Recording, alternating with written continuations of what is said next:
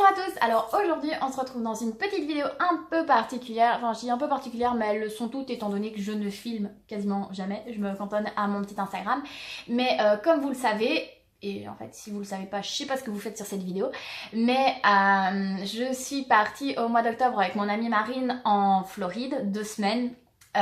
Et vous êtes pas mal à m'avoir posé des questions sur l'organisation, la préparation du voyage sur Instagram, et plutôt que de répondre à toutes vos questions et parfois 10 fois la même, je me suis dit que ce serait peut-être mieux de vous faire un article là-dessus, et je vous ai demandé sur Instagram et en fait vous êtes beaucoup à m'avoir proposé de faire une vidéo plutôt qu'un article, donc me voilà. Donc cette vidéo, elle aura plus pour but de parler de tout ce qui est organisation et préparation du voyage, mais si vous voulez une vidéo où je parle plus en détail des parcs Disney, des parcs Universal, enfin vraiment de mon ressenti, de ce qu'on a fait là-bas, des choses vraiment à faire et d'autres à ne pas faire entre guillemets, dites-le moi en commentaire si ça vous intéresse, parce que ici je vais vraiment parler de l'organisation du voyage. Je vais vous parler un peu des parcs Disney forcément, mais là ce sera vraiment l'organisation en tant que telle. Donc la vidéo elle va se dérouler en 2 parties, la préparation avant le voyage et ce qu'il y a à faire sur place. Donc première part, la préparation du voyage en tant que telle. Et j'ai une petite parenthèse à faire avant de commencer la vidéo, c'est que je suis cast member, donc ça veut dire employé Disney, ce qui m'a permis en fait d'avoir des réductions sur pas mal de choses. Donc quand je vous donnerai des prix qui ont à voir avec Disney, ce sera vraiment à titre indicatif parce que je vais gonfler un peu ce que moi j'ai payé pour que justement vous ayez un ordre d'idée, mais je ne peux pas vous donner un prix exact étant donné que j'aurais eu des réductions dessus. Petite parenthèse fermée. Alors, avant de partir, forcément le premier truc à faire c'est quoi? C'est booker l'avion. Et l'avion, moi comme à chaque fois, ce que je fais pour des voyages de ce type, c'est aller sur Skyscanner qui est un comparateur de vol. Et donc, en fait, ce comparateur de vol, ce qu'il va le faire, c'est que vous allez mettre votre voyage, donc point A à un point B, avec votre date de départ. Et ça va, en fait, chercher les vols dans toutes les compagnies aériennes qui proposent justement ce vol. Et ça va vous proposer les vols les moins chers. Et forcément, le prix variera selon la date, parce que si vous avez une date fixe, il y aura ou il n'y aura pas de vol à ces dates-là, soit ça variera également en fonction de l'heure, mais également du fait qu'il y ait escale ou non.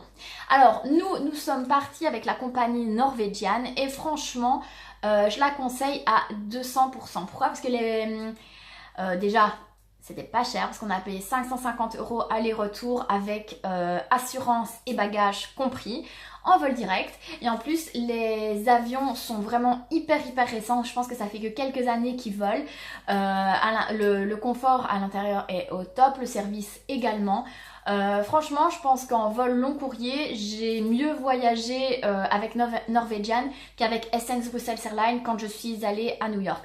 Donc franchement allez les yeux fermés avec cette compagnie. C'est pas une compagnie low cost parce qu'en fait on me l'avait un peu vendu comme Ryanair, mais pour les vols long courriers, mais en fait rien à voir, ça n'a rien à voir avec Ryanair. Donc ça, le vol, premier truc à faire. Alors vous allez me demander, vous m'avez aussi demandé quelle est la période que je conseille pour partir. Il y a plusieurs choses. Oui, je suis en pyjama, j'ai mon petit pyjama Harry Potter, hein, voilà, comme ça vous saurez tout. Comment dire, en soi, j'ai pas de période à conseiller. Il faudrait vraiment que vous regardiez ce que vous recherchez. Si vous recherchez pas beaucoup de monde dans les parcs, mais que vous vous en foutez un peu du temps et de la météo, ça c'est vraiment vous. Il faudra aller regarder sur internet. Mais je déconseille fortement les mois de juin, juillet et août parce qu'il fait très chaud. Déjà que nous on est parti au mois d'octobre, il faisait 35 degrés et je peux vous assurer que quand il fait 35 degrés là-bas, c'est quelque chose, ça tape. Parce que soit ça tape et c'est respirable, soit c'est nuageux, mais du coup vous êtes comme dans un sauna et c'est extrêmement chaud, mais désagréable aussi. Enfin, vous êtes toujours dans la lourdeur, dans l'humidité, dans la moiteur, donc ça c'est vraiment à vous de voir. Nous on est parti au mois d'octobre pour déjà des raisons au niveau du boulot, je pouvais pas avoir mes congés auparavant, mais aussi parce qu'on voulait partir dans la période d'Halloween. Il faut se dire qu'à Disney, les soirées Halloween, il y en a à partir du mois d'août, donc ça en soi, vous pouvez partir au mois d'août, il y aura des soirées Halloween, mais je pense que le mois d'octobre, c'est le moment où il commence à un peu faire plus frais et que c'est un peu plus respirable, donc ça, c'est comme vous voulez, mais je pense que si je devais repartir, parce que je pense que le prochain que je ferai ce sera la Californie, j'aimerais bien y aller à New York, à Noël, pardon, pas à New York, à Noël justement pour voir toutes les décorations de Noël là-bas. Après l'avion vient forcément l'hôtel. Donc nous avons séjourné dans le resort All Stars, dans le Sports. Et en gros c'est le resort bas de gamme qu'ils appellent ça chez eux, dans le sens où vous avez les moins chers, c'est-à-dire les hôtels qu'on a pris nous, et des hôtels de très grand luxe quoi. Ici si vous prenez par exemple le Disneyland Hotel, à côté des hôtels qu'ils font en Floride, c'est un Formule 1 presque, hein. Bon, j'exagère un petit peu, mais c'est à peu près ça. Donc, on a séjourné dans celui-ci. Franchement, rien à dire. C'était propre, c'était du Disney, c'était aimé sur le sport. Il y avait du Disney, mais c'était plus sur le sport. Donc, si c'était à refaire, moi, je prendrais la gamme un peu au-dessus, qui était le... Attendez, je regarde mes notes. Art of Animation.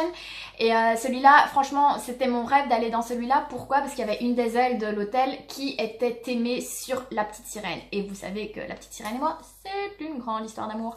Mais quand j'avais réservé, il n'y avait plus de place dans l'hôtel de la petite sirène. Mais on a pu aller visiter l'hôtel, on a pu aussi séjourner une journée dans les piscines, etc. qui sont juste magnifiques. Je vous mettrai des photos, soit j'incrusterai des photos dans la vidéo, si pas, je vous conseille d'aller voir mon vlog, il y a quelques images dessus. Mais voilà, il n'est pas énormément plus cher que celui dans lequel on a séjourné, mais bon, nous n'étions que deux, donc quand on change de gamme d'hôtel, quand on n'est que deux dans la chambre, la différence de prix se fait quand même fameusement ressentir. Donc on s'est dit qu'on préférait mettre notre argent dans autre chose plutôt que l'hôtel, vu qu'au final, l'hôtel, on l'a vu les 2 jours où on est resté, enfin les 2 après-midi où on est resté pour la piscine et pendant la nuit. Donc en soi, on s'en foutait un peu. Mais juste pour vous dire, les hôtels Disney, ce sont des resorts un peu comme des Club Med, dans le sens où vous avez des boutiques, restaurants, les piscines, mais également des animations. Voilà, c'est ce que je recherchais. Il y a des animations au matin, après-midi et au soir avec des animateurs pour les enfants, etc. Il y a des films qui sont projetés, il y a des petites animations. Enfin, franchement, c'est vraiment cool parce que les hôtels Disney, il y a des personnes qui viennent en vacances en Floride sans mettre un pied dans les parcs Disney parce que c'est l'ambiance de l'hôtel qu'ils recherchent. Donc voilà, après si vous voulez aller dans d'autres hôtels que les hôtels Disney, vous pouvez. Par exemple, il y a plein d'hôtels à Orlando qui ont l'air vraiment super cool aussi, mais nous on a préféré aller dans un hôtel Disney parce que déjà moi j'avais la réduction, j'ai eu 35% de réduction sur le prix total de l'hôtel, et en plus de ça il y a une certaine facilité étant donné que vous avez les navettes entre les hôtels et les différents parcs Disney, et donc ça c'est pas mal non plus. Donc après l'hôtel, vous avez la voiture de location. Alors là c'est qui tout double, dans le sens où si vous ne faites que les parcs Disney, je vous conseille pas de prendre la voiture de location. Vous pouvez très bien vous débrouiller sans, parce que comme je viens de le dire, dans les hôtels Disney il y a les navettes pour aller dans les parcs Disney, mais également Disney Springs qui est le Disney Village en Floride. Mais en plus de ça, vous avez également la navette entre l'aéroport et l'hôtel Disney. Par contre, nous, on l'a pris. Pourquoi? Parce qu'au moins, on était relativement indépendante. On pouvait faire ce qu'on voulait à l'heure qu'on voulait. Mais également parce que nous avons fait plusieurs activités en dehors. On a fait les parcs Universal. On est allé à Cap Canaveral. Et nous sommes également allés à Miami. Donc, on a préféré prendre la voiture directement. Et donc, moi, ce que j'ai fait, pareil, comparateur de location de prix comme pour les vols. On a choisi Thrifty. Et on a pris donc la voiture de l'aéroport, comme ça directement on a la voiture, on est allé à l'hôtel et vice versa pour le retour.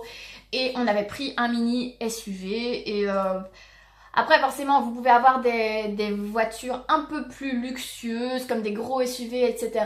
Mais déjà que moi, la conduite en automatique, ça a été une grande aventure. Alors, la voiture qu'on avait, ça m'a convenu, parce que c'était une Kia Soul. Donc, c'est un petit SUV, quoi. Mais j'étais contente de la voiture. Et franchement, ma petite Titine, elle me manque maintenant. Mais bon. Ça, donc voiture de location. Ensuite, la dernière chose qui ne concerne ni hôtel ni avion, mais dont vous êtes dans l'obligation d'avoir, c'est l'ESTA. L'ESTA, qu'est-ce que c'est? C'est en fait une autorisation de fouler le sol américain. C'est un peu comme un visa. Vous êtes absolument obligé de l'avoir. Il faut donc remplir un questionnaire sur internet et l'envoyer quelques semaines auparavant. Et alors là, vous allez avoir une autorisation de venir sur le sol américain. Faites bien attention parce qu'il y a énormément de sites internet qui pullulent sur le web et qui essayent de vous extorquer de l'argent. L'ESTA coûte 15 $. Allez bien sur le site du gouvernement intérieur américain et ne vous faites pas avoir sur d'autres sites internet. Limite, je vous mettrai tous les liens en barre d'infos, au moins vous êtes sûr de ce que vous faites. Et donc, à partir du moment où vous avez tout ça, vous êtes prêt, entre guillemets, à partir en Floride et aux États-Unis de manière générale et dans n'importe quel voyage. Mais bon, voilà, vous faites ça. Et moi, je vous ai donné mes bons plans pour justement trouver à chaque fois le moins cher. Maintenant, ce que je vais vous donner comme petite information, c'est pour être sûr de ne pas avoir de problème sur place. Alors, notamment concernant la carte bancaire. Donc, il y a ceux qui disent, bon, moi, je prends que de l'espèce, d'autres qui n'utiliseront que la carte bancaire. Alors moi, j'ai fait un peu des deux. J'ai pris 500 $ avec moi sur place parce que j'avais envie d'avoir de l'espèce en main. On ne sait jamais ce qui peut arriver. Mais en plus de ça, j'avais ma carte bancaire parce que je savais que je n'allais pas dépenser que 500 $ sur mes 2 semaines de vacances. Et si je devais vous conseiller quelque chose, mais c'est surtout conseiller et aussi appeler votre banque, c'est pour débloquer votre carte bancaire pour les États-Unis. Parce que là-bas, il n'y a que les Mastercard et Visa qui fonctionnent. Et même quand vous débloquez votre carte bancaire, il y a sur certains terminaux, ça ne fonctionne pas. Donc c'est pour ça que j'ai toujours eu de l'espèce sur moi au cas où. Parce que de temps en temps, ça ne fonctionnait pas. Mais si j'avais un conseil à vous donner, ce serait de prendre un genre de carte de crédit sur lesquelles vous mettez de l'argent, genre 500, 1000 €, comme vous voulez. Et en fait, ça va débiter cette carte plutôt que votre compte bancaire. Pourquoi? Parce que moi, sur une quinzaine de jours aux États-Unis, j'ai eu environ 55 € de frais bancaires. À chaque fois que je payais par carte bancaire, il y avait 1 € par-ci, 1,50 € par-là qui s'enlevait selon le montant de la transaction. Je le savais, j'ai quand même, j'ai restreint pas mal mes opérations bancaires là-bas, mais j'en ai quand même eu pour 55 €. Et je vous avoue que 55 € à la fin des vacances, qui ont été donnés comme ça aux banques, ça m'a un peu saoulée. Donc ma pote, elle avait fait ça, la carte de crédit prépayée, et au moins elle a pas eu de frais bancaires et tout s'est bien passé. Donc là, je pense qu'au niveau de la préparation du voyage, je vous ai tout dit. Ah non, le plus important, le planning. Alors moi, je me considère un peu comme une aventurière organisée, dans le sens où j'aime bien qu'une grosse partie de mon voyage soit déjà planifiée et organisée. Bien sûr, je me permets d'aller hors des sentiers battus de mon planning, mais au moins je sais que j'aurai normalement le temps pour faire telle et telle chose. Alors, ne faites pas votre planning à la minute près, bien sûr, mais au moins vous savez que tel jour vous allez dans tel parc, tel jour vous allez à tel endroit, vous prenez votre matinée pour faire ceci, vous prenez l'après-midi pour faire cela, et après à vous de voir si sur place vous allez switcher de jour ou quoi que ce soit. Nous, c'est ce qu'on a fait. Parce que, par exemple, la première semaine où on était en Floride, on était en plein durant l'ouragan Michael. Dieu merci, nous n'avons pas été dans l'œil de l'ouragan, entre guillemets, mais on a eu les retombées de l'ouragan pendant que nous y étions, et donc la première semaine, il a énormément plu. Et quand il pleut en Floride, c'est pas la petite pluie comme on connaît, c'est vraiment une grosse douche. Donc parfois ce qu'on a fait, c'est qu'au vu de la météo, on a changé, on s'est dit ah ben non, on ferait peut-être ça ce jour-là parce qu'aujourd'hui il pleut, donc au moins là on sera la moitié de la journée à l'intérieur, etc. Donc ça, c'est vraiment à vous de voir. Et en plus de ça, si vous faites les parcs Disney et d'autres activités, ça vous permettra aussi de profiter des Extra Magical Time. En fait, les Extra Magical Time, ce sont des heures de magie en plus qui sont 1 heure ou 2 avant l'ouverture du parc normal et 1 heure ou 2 après la fermeture du parc. Et ces heures, ces Extra Magical Time, ce n'est que pour les résidents dans les hôtels Disney. Donc déjà, ça vous permet de profiter d'1 heure ou 2 en plus sur la journée dans le parc, mais également qu'il y ait beaucoup moins de gens, étant donné que toutes les personnes qui ne logent pas dans des hôtels Disney n'y auront pas accès. Alors, ça, comme il y a 4 parcs Disney et 2 parcs aquatiques, c'est une journée par semaine par parc. Donc par exemple, j'invente, le lundi ce sera à Epcot, le mercredi à Magic Kingdom, le vendredi au studio et le samedi à Animal Kingdom. Et voilà, au moins, si vous planifiez bien votre voyage, mais vous vous dites, voilà, lundi on va là, mardi on va là, mercredi on fait ci, mercredi on va là. Et au moins, vous savez déjà plus ou moins ce que vous allez faire. Et franchement, je peux vous dire que le temps, c'est de l'argent, oui, on le sait, mais chaque minute est précieuse quand vous êtes là-bas, parce que je peux vous dire qu'on se levait très tôt, on se couchait relativement tard, on n'arrêtait pas 1 minute, on était vraiment crevés, mais chaque minute en a valu le coup. Donc franchement, préparez-vous justement pour, pour gagner un maximum de temps là-bas. Alors voilà, on rentre dans la deuxième partie de la vidéo où je vais vous parler de comment on a scindé nos 2 semaines de vacances, plutôt combien de jours on est resté dans tel parc, etc., etc. Mais si vous voulez que je rentre plus dans les détails, donc que ce soit des parcs Disney, Universal ou quoi que ce soit, dites-le moi, je ferai une autre vidéo afin que celle-ci ne dure pas trop longtemps, parce que déjà je pense qu'elle va durer pas mal de temps et j'aime pas faire des vidéos de 35 minutes. Donc voilà, à ce niveau-là. Niveau des parcs Disney, on a décidé de faire un jour dans chacun des parcs. Il y a 4 parcs et 2 parcs aquatiques, mais les parcs aquatiques on n'a pas fait parce qu'on n'était pas plus intéressé que ça. Et on s'était dit qu'on allait garder 2 jours de plus pour les 2 parcs qu'on aurait préféré sur place. Donc là c'était vraiment, on se disait 2 jours, 2 autres parcs. Et on a décidé de refaire le Magic Kingdom et le Animal Kingdom qui reste moi mon préféré, mon coup de cœur, ma plus grosse découverte, mais bon soit. Et en plus de ça, on a fait une soirée Halloween, la Not So Scary Halloween Party. Alors, ces soirées-là, elles sont disponibles aux États-Unis à partir du mois d'août. Oui, à partir du mois d'août, il y a la Not So Scary Halloween Party. Mais si vous voulez vraiment ressentir l'atmosphère Halloween, il faut absolument en faire une. Pourquoi? Parce qu'aux États-Unis, c'est pas comme en France. Parce qu'en France, vous avez durant tout le mois d'octobre des décorations, des spectacles, des parades, etc. sur Halloween. Tandis que là-bas, durant la journée, il n'y a rien. À part les décorations, il n'y a absolument rien.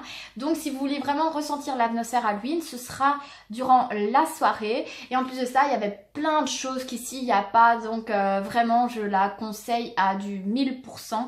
En plus de ça, moi, je suis une énorme fan du film Hocus Pocus. Et il y avait le gros spectacle de clôture, c'était avec les sœurs Sanderson, donc les sœurs de Hocus Pocus. Donc moi, j'étais clairement aux anges par rapport à ça. Et donc, voilà, au niveau des parcs Disney, on a fait 6 jours dans les parcs Disney, mais on n'a pas fait de parc aquatique. Concernant les parcs Universal, on a fait un jour un parc, un autre jour un autre parc. Si c'était à refaire, je pense que je ferais un jour les 2 parcs parce que nous sommes allés dans une période où il n'y avait pas énormément de gens. Donc je pense qu'on aurait pu faire toutes les attractions des 2 parcs durant une seule journée. Ça nous aurait déjà économisé de l'argent, mais en plus de ça, une journée là-bas sur place. Mais de plus, ce qui m'a grave frustrée, c'était que le Poudlard Express n'était accessible qu'aux personnes qui avaient un ticket leur permettant d'aller dans les 2 parcs sur la même journée. Parce qu'en fait, le Poudlard Express amenait les gens du parc 1 au parc 2. Et si on voulait prendre le Poudlard Express sans avoir le ticket, il fallait payer 60 $ de plus. Comment vous dire que même si je suis Potterhead à fond les ballons, payer 60 $ juste pour prendre le Poudlard Express, no way. Donc j'ai été un peu frustrée par rapport à ça. Donc si c'était à refaire, un jour de parc, ce serait plus cassé. En plus de ça, faut se dire qu'on était, je vais pas dire mal luné, mais on est resté aussi frustré par rapport à autre chose. Mais ça, c'est pas la faute au parc, c'est la faute à la météo et à pas de chance. C'est que lorsque nous y sommes allés, il a énormément plu. Et quand il pleut là-bas, comme je vous l'ai dit, c'est la douche. Et on était trempé, un truc de malade. Et en plus de ça, on n'a pas eu le temps de se réchauffer ou du moins de se sécher parce que comme c'est énorme, comme c'est très humide, voilà, vous êtes trempé, vous restez trempé toute la journée parce que ce jour-là justement c'était très nuageux, donc on n'a pas eu le temps de se sécher et on a attrapé un coup de froid parce que aux États-Unis, enfin du moins en Floride, la clim chez eux c'est -20. Vous rentrez dans une boutique, un restaurant, une attraction, vous chopez la crève. Et donc là franchement on en avait marre et on est rentré relativement tôt de cette journée parce qu'on n'en pouvait plus. Et à cause du fait qu'il pleuvait et que c'était des orages, l'attraction qu'on voulait absolument faire sur la journée c'était l'attraction Jurassic Park. On n'a pas pu la faire parce que c'est un genre de Raja River dans l'eau. Et forcément, s'il y a de l'orage, ils vont pas ouvrir les attractions aquatiques qui pourraient nous faire électrocuter, quoi. Mais voilà. Donc ça, l'Universal, on en reste un peu déçu, mais je pense que c'est toute une... Enfin, c'est toutes des circonstances qui ont fait que c'est pas les parcs. Mais par contre, petite parenthèse, si vous recherchez des sensations fortes, nous, par rapport aux 6 parcs qu'on a fait, parce qu'on a fait les 2 Universal et les 4 Disney, il y a très peu d'attractions à sensations fortes. Dans les parcs Disney, j'en ai fait aucune avec un looping, et dans les parcs Universal, il y en a une, il y a le Rocket et il y a celle de Hulk, donc une dans chaque parc, sinon aucun looping. Donc si vous recherchez des attractions à sensations fortes, vous serez un peu déçus si vous vous cantonnez qu'à ces parcs-là. Après, j'ai pas fait les autres. Mais voilà, nous, on est resté un peu sur notre faim. On pensait faire des trucs de dingue. On a eu la peur de notre vie dans le Universal pour autre chose. Enfin, si vous voulez, je vous en parlerai. Mais voilà. Alors, au niveau des activités qu'on a fait aussi, on est allé une journée à Cap Canaveral. Cap Canaveral, en fait, c'est la base de lancement spatial des États-Unis, la NASA. Enfin, il y a tout le monde qui connaît la NASA. Et donc là, on est resté une journée. Franchement, moi, j'ai bien aimé. Parce que, enfin, moi, l'histoire aéronautique, tout ça, c'est quelque chose qui m'intéresse relativement bien. Après, si vous ne parlez pas bien l'anglais, c'est un peu plus touchy parce que, par exemple, Marine, elle, de base, ça l'avait emballée. Mais arrivée là-bas, elle a bien aimé, mais le problème, c'est qu'elle comprenait rien. Parce que c'était beaucoup, forcément, d'explications techniques, beaucoup d'histoires, beaucoup d'historique. C'était vraiment pas du langage anglais basique. Et elle, c'est hello, thank you. D'ailleurs, Marine, si tu me vois, thank you. Oui, parce qu'elle, son anglais se cantonnait à ça. Elle comprenait de plus en plus à la fin du voyage. Mais là, elle comprenait absolument rien. Encore comme elle disait qu'il y avait des images. Mais si vous parlez pas anglais, je vous dirais de passer votre chemin. Mais c'est vraiment un lieu empreint d'histoire et moi j'ai adoré pour ça. Et en plus, c'est relativement, il y a quand même pas mal de comment dire, d'activités, je vais dire interactives, etc. Ne serait-ce que pour les enfants. Donc c'est cool aussi. Vous apprenez plein de choses. Mais si vous parlez pas anglais, je vous dirais de passer votre chemin. Donc ça, Miami, on est resté 2 jours à Miami, on y est allé un week-end et là-bas je vous avoue qu'au niveau du planning, moi j'étais un peu plus à l'aise parce que je voulais vraiment faire une coupure par rapport à Orlando et au parc d'attractions. Et là notre but c'était y aller, profiter, aller sur la plage, sortir le soir, sans vraiment voir de choses particulières parce qu'en plus nous notre hôtel était sur Ocean Drive, donc Ocean Drive, voilà, on le voyait en tout temps, je vais dire, mais voilà, on n'avait pas de lieu particulier à visiter. Mais le lendemain, le 2e jour, on est allé dans une ferme d'alligators dans les Everglades. Les Everglades, c'est le parc naturel de Floride, enfin c'est une énorme réserve naturelle, c'est l'habitat naturel des alligators. Je sais pas si vous remettez un peu les Everglades, mais en fait quand vous regardiez un épisode des Experts Miami, quand Horatio Cade il arrivait à un endroit où le corps qu'il découvrait était à moitié bouffé par les alligators, c'est ça les Everglades. Et donc, on avait, au fil de nos recherches, trouvé une ferme. Au niveau rapport qualité-prix, c'était la meilleure apparemment qu'on avait trouvé, parce que pour 27 $, on a eu l'entrée à la ferme aux différentes activités, mais également un tour en airboat. Le airboat, en fait, c'est, vous savez, les bateaux, il y a une énorme hélice derrière. Et donc c'est ça, on a fait un petit tour en airboat, c'était vraiment super super cool, je pense que c'était la partie que j'ai préférée sur ma journée. Et en gros, vous allez sur le bateau, déjà nous avait dit si vous voulez pas te mouiller, vous vous mettez pas au début, enfin au début du bateau. Forcément nous on était à la première rangée et on s'est dit bof, ça fait rien, il fait 35 degrés, si on est un peu mouillé c'est pas grand chose. Mais on est ressorti de là trempé. Mais c'était trempé d'eau, vous savez, un peu marécageuse, un peu verdâtre et tout, donc après on sentait une odeur délicieuse. Mais voilà, enfin c'était vraiment cool. Et en plus de ça, enfin vous voyez des paysages vraiment à couper le souffle, c'est quelque chose qu'il faut absolument faire. Et en plus de ça, ça permet de voir des alligators en liberté. Parce que quand vous êtes dans la ferme, ce sont des alligators en captivité. Mais là, les alligators qu'on a pu voir qui étaient à 30 cm du bateau, c'était des alligators sauvages. Donc s'il avait envie de me croquer un bout de fesse, il pouvait. Mais non, je suis revenue en un morceau. Dieu merci. Donc voilà, franchement, si vous avez l'occasion d'aller en Floride et notamment du côté de Miami, allez-y les yeux fermés parce que c'est quelque chose à faire absolument. C'était vraiment super cool. Alors, qu'est-ce qu'on a fait d'autre? Le shopping, forcément, on ne va pas aux États-Unis sans faire de shopping. Je vous avoue qu'on n'a pas... Enfin, quand on pense aux États-Unis, shopping et tout, on se dit qu'on va passer une semaine à faire du shopping, mais franchement, on n'a pas énormément shoppingé. On a fait une journée...